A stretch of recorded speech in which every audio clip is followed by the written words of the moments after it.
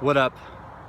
This is Chris, and today what I'm going to talk about is the concept of survival mode and training. So if you get deep into your training, you will often find yourself drawn to cold for recovery, maybe some form of heat, going into the sauna for recovery, healing your body. And I like to think of these, and also sensory deprivation.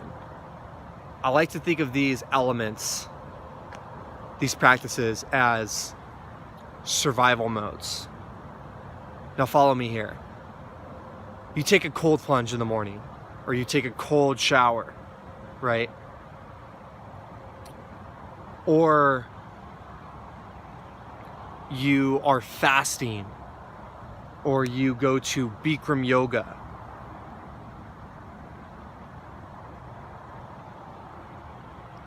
These are different forms of survival modes. Now they put your body in such a state, your mind state, where it's like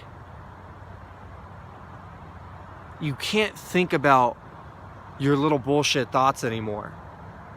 You immediately have to get in the moment. The reason why is because your body wants to stay alive. Tony Robbins goes really deep into this topic about, as human beings, we are not consumed with the idea of how do we be happy, where our mind is not worried about making us happy. Our mind is preserving our life so we can reproduce and keep living. Very important to understand. And when you put yourself in this type of, oh my God, am I going to survive? It does something to your mind. There's a switch that goes off, and it's like, whoa. Hold on, dude, hold on. Let's slow everything down a little bit. Or let's speed up your breathing. Let's speed up your heart rate.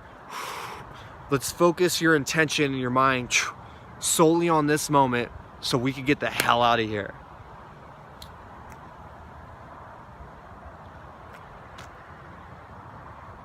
Another one is breathing. How you breathe. You can trigger certain survival reactions based on your breathing. For instance, hop in the cold shower and see what your body starts to do to warm yourself up. If you've ever done a Wim Hof session, this is very interesting too.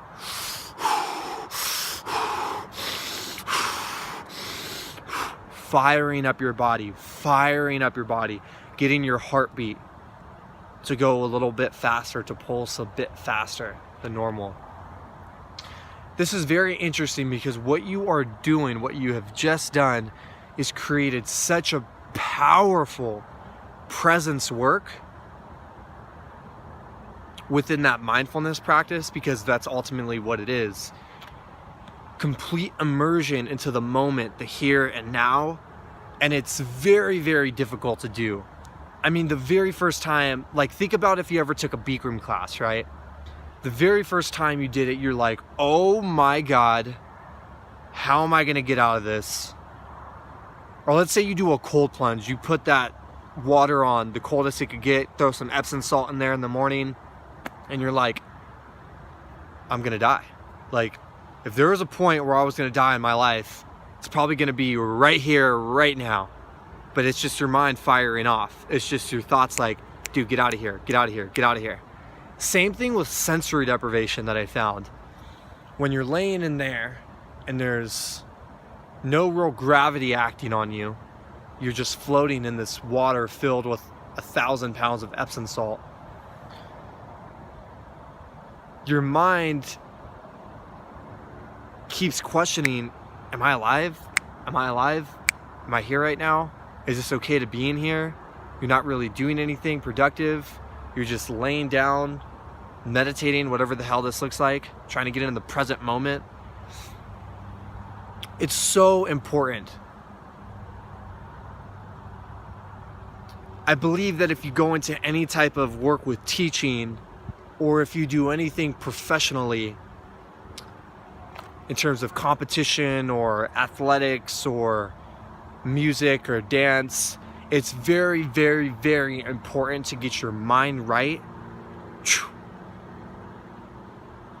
and to keep it calm throughout the day. So the difference when you wake up, and by the way, all of these practices that I do, so EFT tapping, emotional freedom tapping, emotional freedom technique, so it's a acupressure technique. It's hitting certain points within your body that you would hit during an acupuncture treatment session. And then I hit the Headspace app, like get my mind right, 10, 20 minutes, however much time I have in the morning. I typically like to give myself 30 minutes to an hour in the morning to fully work on myself. And then Wim Hof breathing. There's an app for that, you can look it up. And then I get in the shower and take a cold shower. I'll start it off warm and then turn it on cold as I go. Or if I have something really major that event, I'm hopping into the cold plunge.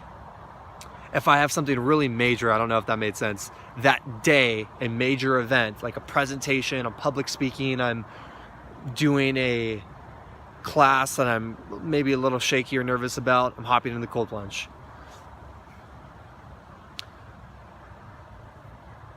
You set your mind to an unreactive behavior.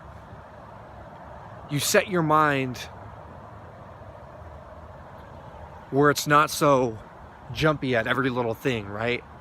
Somebody cuts you off during traffic and you want to, right? So frustrated, so reactive.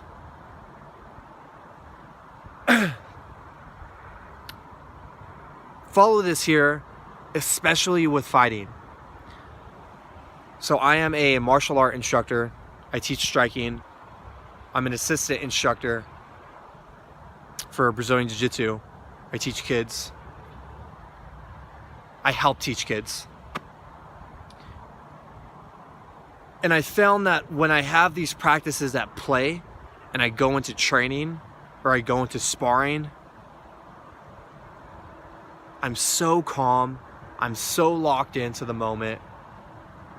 A punch to my face or a punch to my body, and again, this is just training, it's not competition, it doesn't really piss me off. It doesn't get me to react and where I have to hit somebody right away, right, out of ego because they tagged me, so I have to get them back. It's very different, very different. Try to really follow that and keep that in mind. And then you take that into the teaching realm where when you work on these type of survival practices, what I like to call survival modes, you will find that you're way more calm, you're way more efficient.